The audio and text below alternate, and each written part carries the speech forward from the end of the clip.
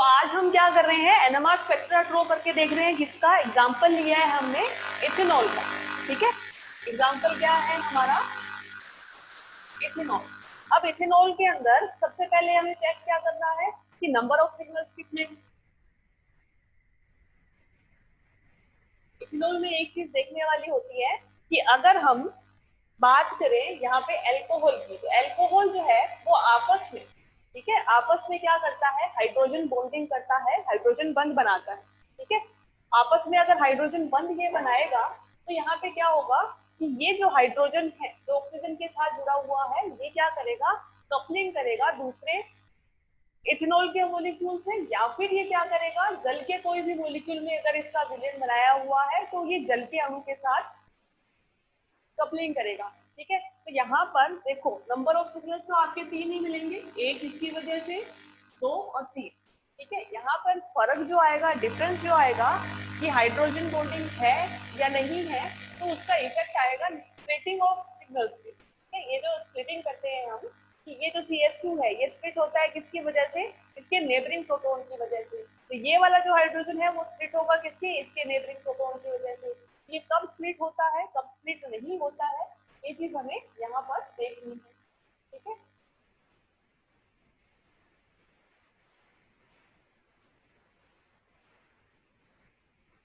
देखो सबसे पहले नंबर ऑफ सिग्नल्स हमारे क्या कितने हैं, 3 हैं। कौन कौन से हैं, एक तो ये sp3 कार्बन है जिसके ऊपर 3 हाइड्रोजन जुड़े हुए हैं, इन 3 H एक ही वजह से एक सिग्नल मिलता है।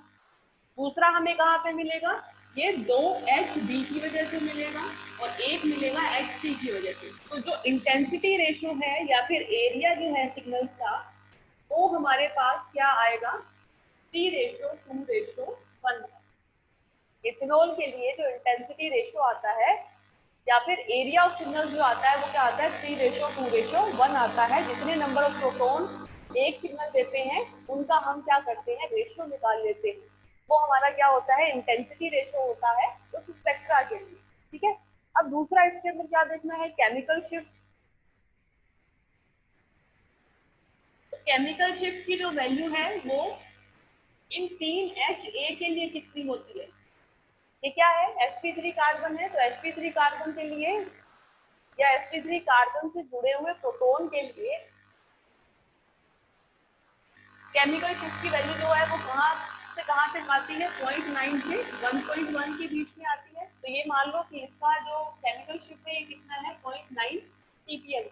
ठीक है, इन 3 की वजह से जो सिग्नल मिलेगा उसका केमिकल शिफ्ट कितना है, 0.9 ppm में।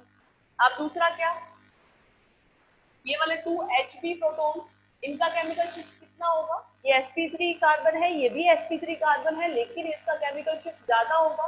क्यों ज्यादा होगा, क्योंकि ये ऑक्सीजन के साथ जुड़ा हुआ है। ऑक्सीजन क्या होता है, ज्यादा इलेक्ट्रोनेगेटिव होता है, तो ये इलेक्ट्रॉन को अपनी तरफ आकर्षित करेगा, तो यहाँ पे क्या होगा, टी शील्डिंग होगी। तो इसका जो केमिकल शिफ्ट है वो क्या हो जाएगा, बढ़ जाएगा, और बढ़ के ये लगभग किसके पास आ जाता है, 3.2 के लगभग आ जाता है। ठीक है, इसका जो केमिकल शिफ्ट की वैल्यू है वो लगभग 3.2 के पास आ जाती है। ये है 2Hb की वजह से 3.1 3.2 कुछ भी ले सकते हो आप। ठीक है, ये हो जाती है। तीसरा जो सिग्नल है वो क्या है, एल्कोहलिक हाइड्रोजन की वजह से है तीसरा सिग्नल। ठीक है, तो एल्कोहलिक हाइड्रोजन की रेंज जो होती है वो 5 के लगभग होती है। तो वहीं पे आपका तीसरा सिग्नल मिलेगा, उसकी केमिकल शिफ्ट की वैल्यू 5.1 के लगभग है। ठीक है, ये हमें मिल गया कि एनएमआर स्पेक्ट्रा के अंदर कितने तरह के प्रोटॉन प्रेजेंट है, कितने टाइप्स ऑफ प्रोटॉन है, और उसको उस स्पेक्ट्रा के अंदर कितनी केमिकल शिफ्ट की वैल्यू पर हमें ड्रॉ करना है। एक चीज बची यहाँ पे क्या, स्प्लिटिंग ऑफ सिग्नल्स, कि हमें स्प्लिटिंग ऑफ सिग्नल्स करना है। तो अगर देखो कि ये जो इथेनॉल है ये अगर हम प्योर लेते हैं, इथेनॉल जब भी हम प्योर लेते हैं तो प्योर का मतलब क्या है कि ये जो पूरा मॉलिक्यूल है ये खुद के अंदर इंटैक्ट होता है, ये किसी और मॉलिक्यूल के साथ, दूसरे इथेनॉल के मॉलिक्यूल के साथ या किसी और सोलवेंट के साथ ये रिएक्ट नहीं कर रहा है, मतलब ये क्या है, प्योर है। अगर ये प्योर है तो क्या होता है, इन सभी प्रोटॉन्स के सिग्नल की स्प्लिटिंग होती है। ठीक है, ध्यान रखना, अगर हम ये चीज प्योर में ले रहे हैं तो ये क्या है, ये पूरा का पूरा मॉलिक्यूल किसी दूसरे मॉलिक्यूल के साथ रिएक्ट नहीं करता है। हाइड्रोजन बॉन्डिंग की यहाँ पर पॉसिबिलिटी को हम नेग्लेक्ट कर देते हैं। तो यहाँ पे हर प्रोटॉन के सिग्नल की स्प्लिटिंग होती है, और अगर हर प्रोटॉन के सिग्नल की स्प्लिटिंग होगी तो एनएमआर स्पेक्ट्रा हमारा किस तरह से बनेगा। देखो पहले तो देखो कि स्प्लिटिंग कितने पार्ट्स में होगी। स्प्लिटिंग ऑफ सिग्नल्स, यहाँ पे देखो सबसे पहले ये जो 3HA है, ये किसकी वजह से स्प्लिट होते हैं, इसके नेबर में प्रेजेंट इन 2 प्रोटॉन की वजह से। कितने पार्ट्स में होंगे, 3 पार्ट्स में होंगे। ठीक है, अगर ये 3 पार्ट्स में स्प्लिट होते हैं, HA जो है वो क्या होता है, 3 पार्ट्स में स्प्लिट होता है, तो उसका इंटेंसिटी रेशियो क्या होगा, 1:1। क्या होता है, ट्रिपलेट होता है, या जिसे हम हिंदी में क्या बोलते हैं, ट्रिक बोलते हैं। ठीक है, अब देखो HB के जो सिग्नल है, HB का सिग्नल किसकी वजह से स्प्लिट होगा, उसके नेबर में कितने, 3 ये और एक 4 प्रोटॉन प्रेजेंट है। ठीक है, अगर 4 प्रोटॉन प्रेजेंट है तो इसका जो सिग्नल है वो कितने पार्ट्स में स्प्लिट होगा, 5 पार्ट्स में स्प्लिट हो जाएगा। ठीक है, अगर ये 5 पार्ट्स में स्प्लिट होता है तो इसे क्या बोलते हैं, हम क्विंटेट बोलते हैं। ठीक है, क्विंटेट बोलते हैं। और इसका इंटेंसिटी रेशियो अगर आपको निकालना तो आप कैसे निकालते हो, देखो मैंने पहले भी बताया था, अगर डबलेट है तो 1:1, ठीक है, ट्रिपलेट है तो 1:1, अगर क्वार्टेट है तो 1:3:1, और अगर क्विंटेट है तो आप क्या करो, ये लास्ट वाले सेम रखो, बीच वाले ऐड करते हुए जाओ, 3+1 3 3+1 ऐसे। ये आपका क्विंटेट का रेशियो आता है HB के लिए, 1:4:6:4:1। ठीक है, अब तीसरा जो सिग्नल है वो किसका है, HC का है। प्योर फॉर्म में अगर हम लेते हैं तो ये जो HC है ये इन 2 प्रोटॉन की वजह से क्या होता है, स्प्लिट होता है। और कितने पार्ट्स में होगा, 2 प्रोटॉन है तो 3 पार्ट्स में होगा, और अगर ये 3 पार्ट्स में होता है तो ये क्या होगा, 1:2:1 में होगा। ये हमारा क्या है, इथेनॉल का स्पेक्ट्रा बनेगा, जिसमें हमारे जो सिग्नल्स है वो क्या हो जाएंगे, स्प्लिट हो जाएंगे। अब इसको ड्रॉ करो आप।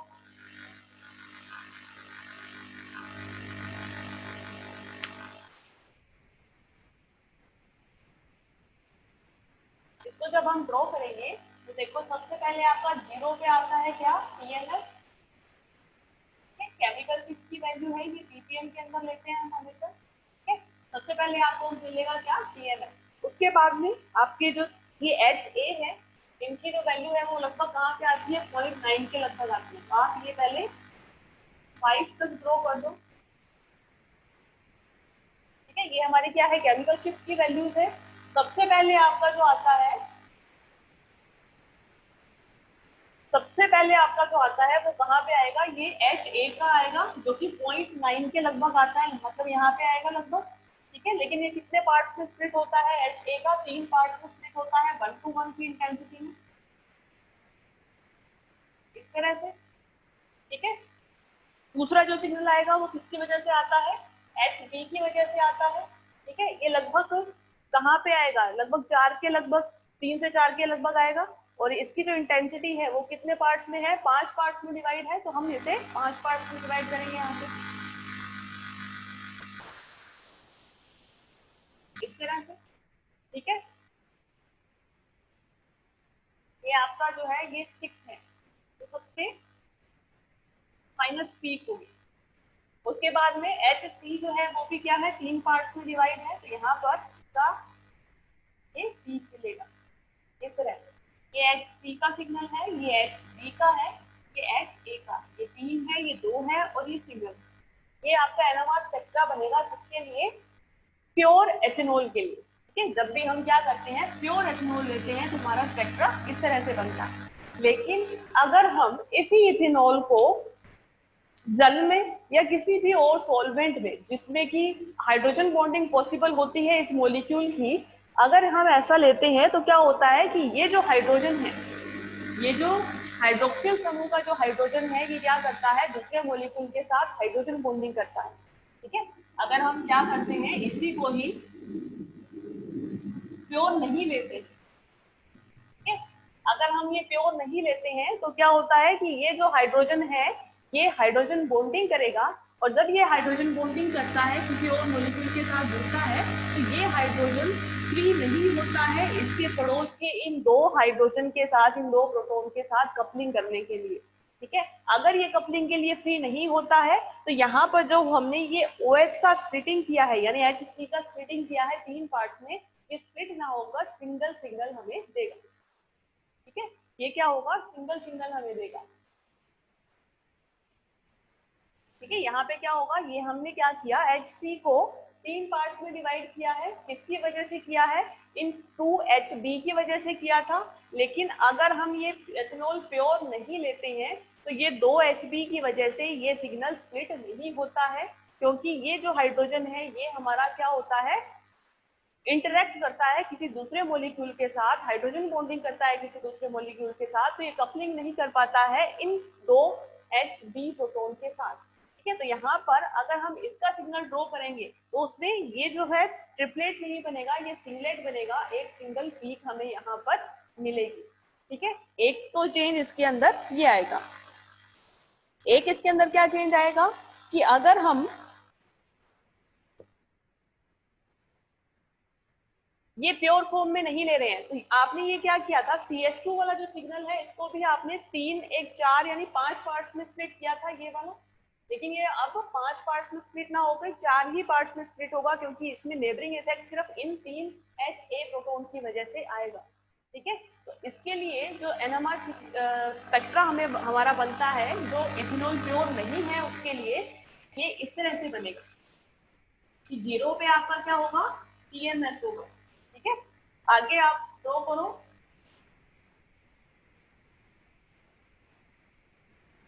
देखो ये 0 पे आया TMS। ठीक है, उसके बाद में क्या आया हमारा HA का एज इट इज जैसा था ट्रिपलेट, वैसा ट्रिपलेट ही हमें मिलेगा। तो यहाँ पे ये हमारा ट्रिपलेट मिलता है, ये HA की वजह से।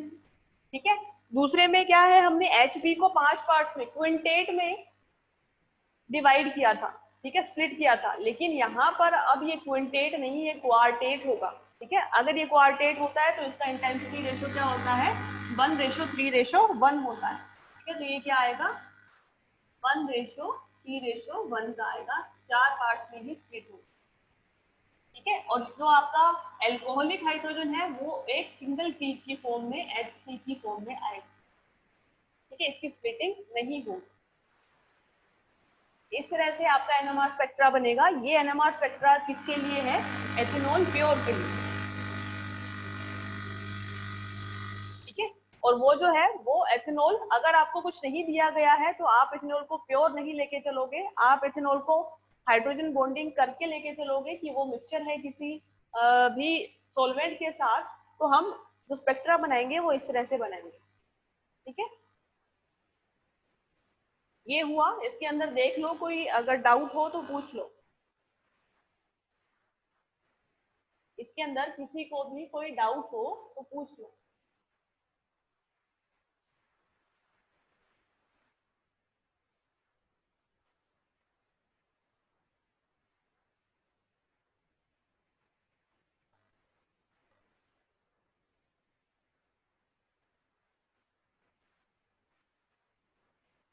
इसके अंदर किसी को भी कोई भी डाउट हो तो पूछ सकते हो। दो चीजें हैं, इथेनॉल एक प्योर है, एक इथेनॉल मिक्स है किसी भी सोलवेंट के साथ, ऐसा सोलवेंट जिसके साथ ये इथेनॉल हाइड्रोजन बॉन्डिंग कर सकता है, यानी इसका जो हाइड्रोक्सी वाला हाइड्रोजन है वो पेयर होता है किसी दूसरे मॉलिक्यूल के साथ, वो फ्री नहीं होता है कपलिंग करने के लिए HB प्रोटॉन के साथ।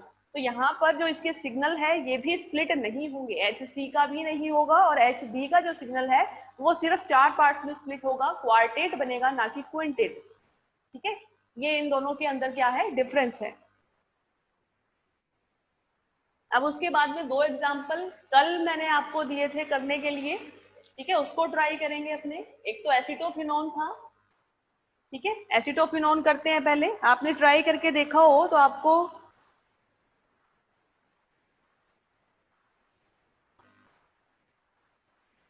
कुछ नहीं समझ में आया हो तो उसमें बता सकते हो, इसी में भी बताओ कि इथेनॉल समझ में आया नहीं आया। 2 तरह के स्पेक्ट्रम बनते हैं, अगर कुछ नहीं दिया गया है इथेनॉल के अंदर तो हम उसे प्योर नहीं मान के चलते, वो वाला स्पेक्ट्रम मिलता है एनएमआर का। ठीक है, अगर प्योर मान के चलते हैं तो ये क्विंटेट के अंदर स्प्लिट होता है और ये ट्रिपलेट के अंदर स्प्लिट होता है सिग्नल। ठीक है,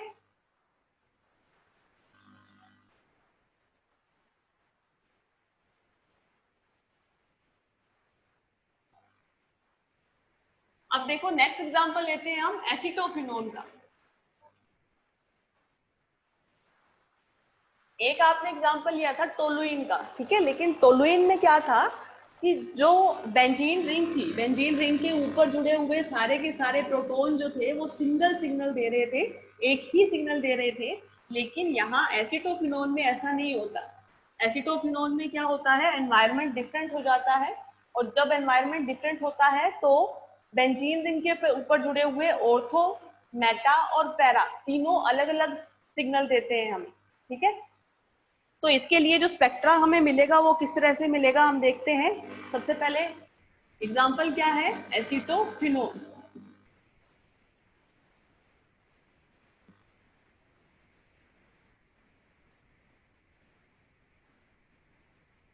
ठीक है, सबसे पहले नंबर ऑफ सिग्नल्स कितने मिलेंगे,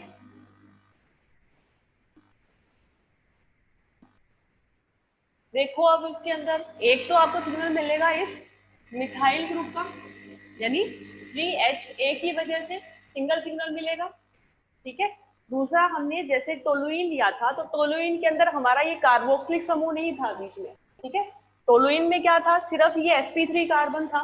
तो sp3 कार्बन के चारों बॉन्ड जो है वो एक दूसरे से इक्वल डिस्टेंस पे होते हैं, इक्वल एंगल पे होते हैं।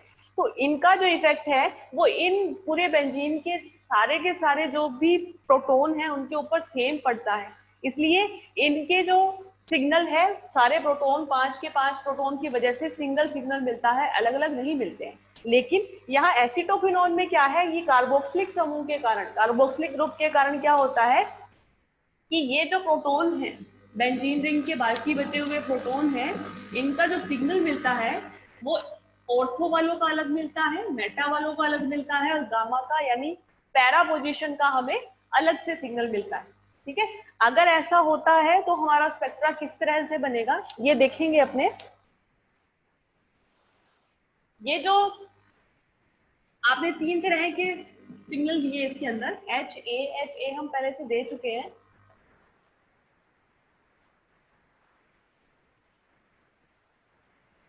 B, C और D मान लो। ठीक है, तो यहाँ पे क्या है कि ये जो सिग्नल है H, B, C और D के कारण, इन तीनों के अंदर जो हम केमिकल शिफ्ट की या कपलिंग कांस्टेंट की बात करते हैं, कपलिंग कांस्टेंट क्या था हमारा कि ये जो सिग्नल है इनकी जब भी स्प्लिटिंग होती है तो स्प्लिटिंग के कारण ये जो डिफरेंस आता है दोनों पीक्स के बीच में, इसे हम क्या कहते हैं, कपलिंग कांस्टेंट कहते हैं। ठीक है, अगर हमारा ऑर्थो, पैरा और मेटा पर प्रोटॉन है, ठीक है, तो ये कपलिंग कांस्टेंट की वैल्यू जो है वो बहुत कम डिफरेंस के साथ आती है एसीटोफिनोन के अंदर। ठीक है, एसीटोफिनोन के अंदर ये जो वैल्यूज आती है कपलिंग कांस्टेंट की वो बहुत कम आती है। अगर हमारे पास ये कपलिंग कांस्टेंट की वैल्यू कम है, यानी ये जो वैल्यूज है ये बहुत कम है, यानी ये तीनों पीस एकदम बिल्कुल पास पास पे हैं, तो ये हमें ज्यादा स्प्लिटिंग शो नहीं करेगा। स्प्लिटिंग होती है लेकिन ये क्या होता है, मल्टीप्लेट बनता है। ठीक है, मल्टीप्लेट जब भी बनेगा और उसके बीच में अगर कपलिंग कांस्टेंट की वैल्यू कम है तो जो पीक्स का डिफरेंस है, पीक्स के बीच का डिस्टेंस है वो क्या हो जाता है, बहुत कम हो जाता है, और उसे हम डिफ्रेंशिएट नहीं कर पाते। ठीक है, तो आप एक तो ये देखो कि अगर हमें नॉर्मली ये लिखना है कि कितने नंबर ऑफ सिग्नल्स यहाँ पे मिलते हैं, तो हम क्या लिखेंगे कि सिर्फ 2 तरह के ही सिग्नल मिलेंगे। ठीक है, क्यों लिखते हैं ऐसा, एक तो मिलता है 3HA की वजह से और एक मिलता है 5HB की वजह से। अगर हमें यहाँ पर एनएमआर स्पेक्ट्रा इसका ड्रॉ करना है एसीटोफिनोन का, तो हम क्या लिखते हैं कि हमारे पास सिर्फ 2 ही तरह के सिग्नल मिलते हैं। क्यों, क्योंकि ये जो पांचों के पांचों प्रोटॉन हैं इनके ऊपर इफेक्ट तो आ रहा है COCH3 का ही, लेकिन यहाँ पर जब भी इनकी स्प्लिटिंग होगी तब ये यहाँ पर अलग अलग इफेक्ट शो करेंगे। सिग्नल जो हमें मिलेगा वो केमिकल शिफ्ट जो है, केमिकल शिफ्ट की वैल्यू इन पांचों प्रोटॉन के लिए आपको एक ही मिलेगी, वो डिफरेंट डिफरेंट नहीं मिलेगी। ठीक है, तो इसके लिए जो केमिकल शिफ्ट की वैल्यू होती है वो होती है, आप देखो कि ये HA वाले हैं, वो तो क्या होते हैं, sp3 कार्बन है, लेकिन sp3 कार्बन के पास में क्या जुड़ा हुआ है, कार्बोनिल जुड़ा हुआ है, तो ये लगभग 2 के आसपास आएगी। ठीक है, इन 3 HA की वजह से जो केमिकल शिफ्ट मिलता है हमें, ये 2 ppm होता कितना है, 0.9 से 1.1 के बीच में होता है, लेकिन कार्बोनिल ग्रुप के कारण ये क्या हो जाता है, लगभग 2 के पास चला जाता है। ठीक है, दूसरा जो सिग्नल है वो हमारा किसकी वजह से, HB की वजह से, जो कि 5 प्रोटॉन है एक जैसे, और इनका केमिकल शिफ्ट का वैल्यू कितना होता है, आपको पता है कि बेंजीन रिंग के लिए जो केमिकल शिफ्ट की वैल्यू होती है वो 7 से 8 के बीच में होती है, पर्टिकुलरली अगर हम बात करें तो वो 7.2 होती है। ठीक है, लेकिन यहाँ पर ये हम 7 to 8 ही लिखेंगे। क्यों लिखेंगे ये अभी आगे पता चल जाएगा, क्योंकि ये जो 5 के 5 प्रोटॉन है ये क्या होते हैं, स्प्लिट होते हैं मल्टीप्लेट के अंदर। ठीक है, इस वजह से ये जो सारी पीक है वो इस 7 से 8 ppm के बीच में अरेंज हो जाती है, इसलिए इसका केमिकल शिफ्ट की वैल्यू हम पर्टिकुलर 7.2 ना लिखकर 7 to 8 ppm के बीच में लिखते हैं। ठीक है, ये हो गई हमारी केमिकल शिफ्ट की वैल्यू। इंटेंसिटी रेशियो हमारा क्या हो जाएगा, 3:5 हो जाएगा। ठीक है, अब क्या देखना है, स्प्लिटिंग ऑफ सिग्नल्स, कि सिग्नल्स कितने पार्ट में स्प्लिट होंगे। तो सबसे पहले तो आप देखो HA की स्प्लिटिंग कितने पार्ट्स में होगी, इसके पड़ोस में कोई प्रोटॉन नहीं है। ठीक है, ये HA है मिथाइल वाला, जिसके पास में कोई भी प्रोटॉन नहीं है, तो इसका स्प्लिटिंग नहीं होगा। ठीक है, ये जो है ये क्या होती है, सिंगलेट होता है, एकक होता है। ठीक है, तो इसका कोई भी रेशो नहीं होगा, सिंगल होगा पूरा का पूरा, इन 3 प्रोटॉन की वजह से एक ही सिग्नल हमें मिलेगा। दूसरा, ये HB, जिसका 5 के 5 HB का हमने कहा था कि एक ही सिग्नल मिलेगा जो कि 7 से 8 ppm के बीच में मिलेगा, लेकिन यहाँ पर स्प्लिटिंग होती है। अब यहाँ पर स्प्लिटिंग किसकी वजह से होती है, कि ये ऑर्थो के जो भी हाइड्रोजन है, पैरा के जो भी हाइड्रोजन है, ठीक है, सॉरी मेटा के जो भी हाइड्रोजन है और पैरा का जो हाइड्रोजन है, ये दोनों क्या होते हैं आपस में, ये तीनों कुछ ना कुछ वैल्यू का डिफरेंस रखते हैं।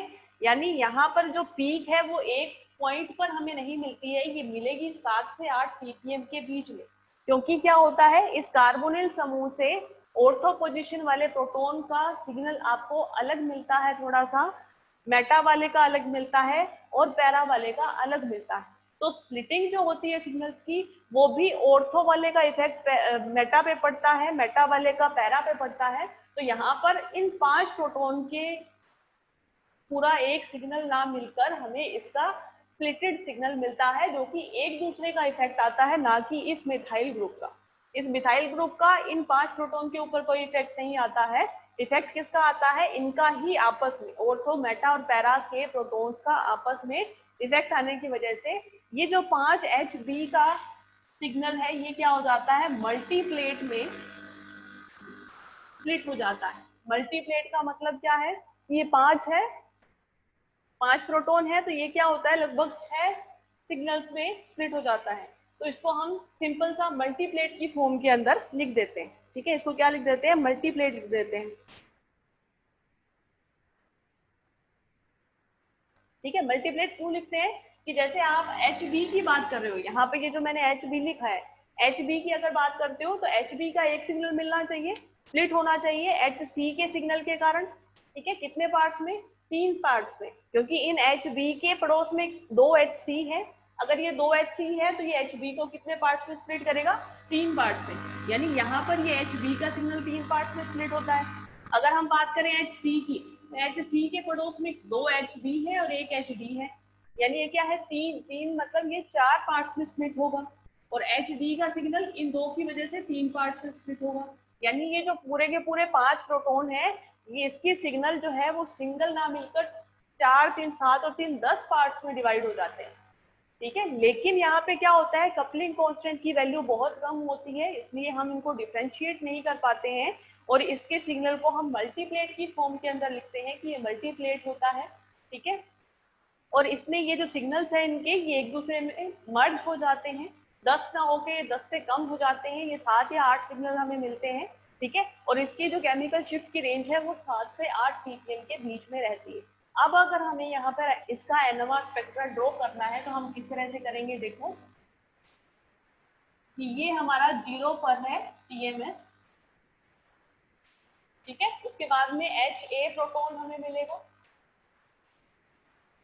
ठीक है। Ha प्रोटॉन है, उसकी केमिकल शिफ्ट की वैल्यू क्या होती है, लगभग 2 ppm के,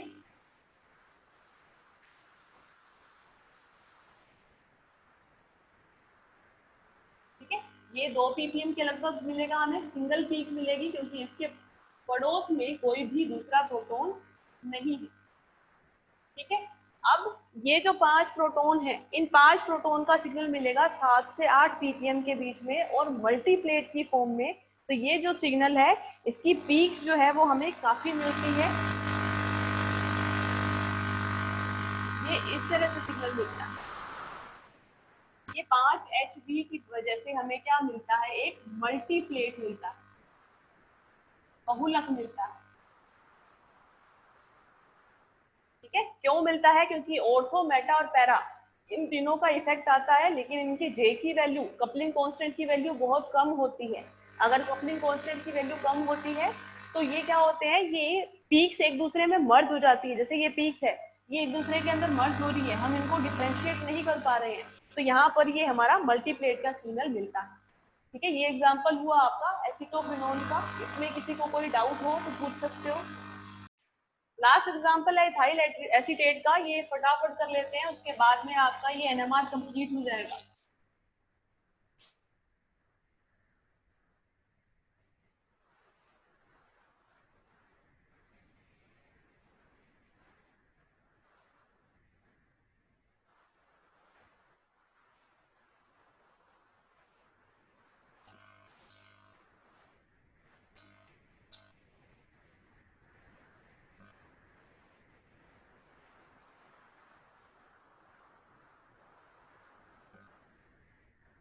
ठीक है, ये इथाइल एसीटेट है, इसमें सबसे पहले देखो नंबर ऑफ सिग्नल्स कितने हैं यहाँ पे। तो एक सिग्नल इन 3 प्रोटॉन की वजह से मिलेगा, एक इन 2 प्रोटॉन की वजह से और एक ये।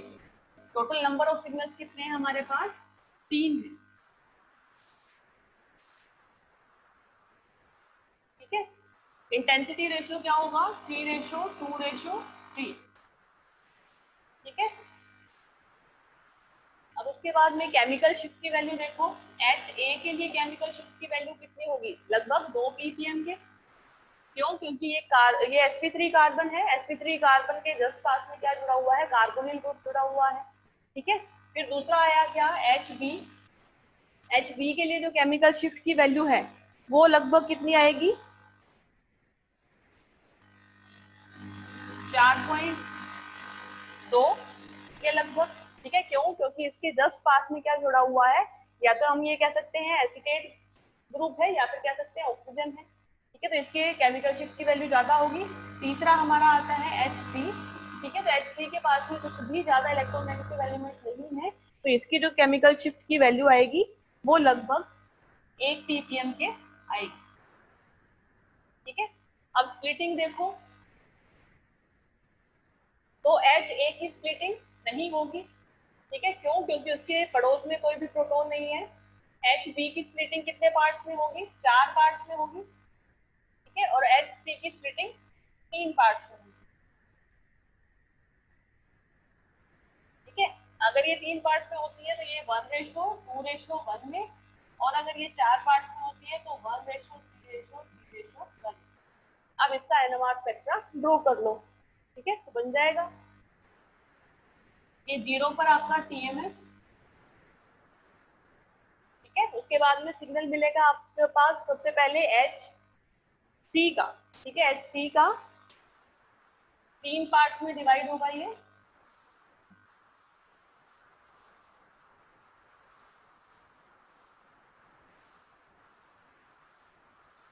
इस तरह से, ठीक है। 3 HC है, 3 HC के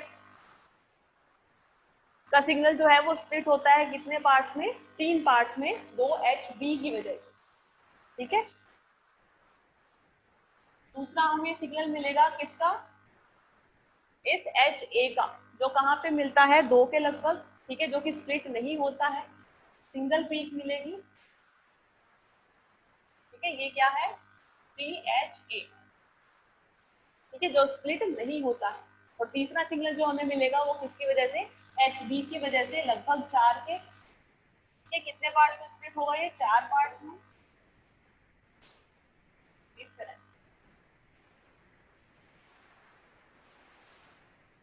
ये हमारा जो एनएमआर स्पेक्ट्रा बना, ये किसका है, इथाइल एसीटेट का, ठीक है। इसी के साथ आपका ये एनएमआर स्पेक्ट्रोस्कोपी कंप्लीट होता है।